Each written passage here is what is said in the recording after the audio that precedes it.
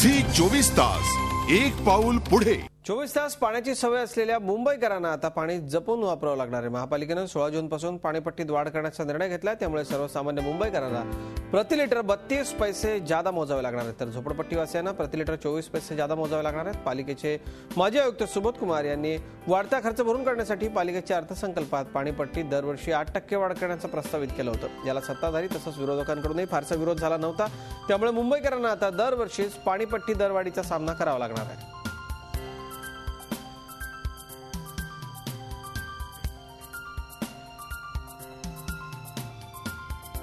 सर्वसामान्य मुंबईकरांना पूर्वीचा दर 4 रुपये होता, आता 4 रुपये 32 पैसे।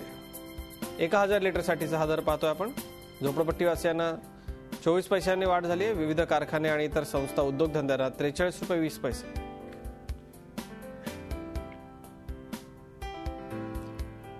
थ्री स्टार हॉटेल्स आणि इतर ना 64 रुपये 80 पैसे। रेस्कोर्सलाही 64 रुपये 80 पैसे।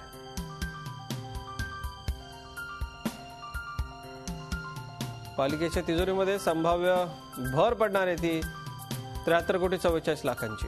बाकीच्या गोष्टींमध्ये म्हणजे सुरक्षा ठेव, मीटर भाडं, आकार आणि शुल्क यात बदल झालेला नाही।